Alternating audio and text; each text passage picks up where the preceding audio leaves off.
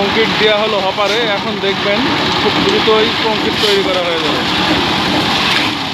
ওই উপরে দেখতে পাইতেছেন কংক্রিট দিল।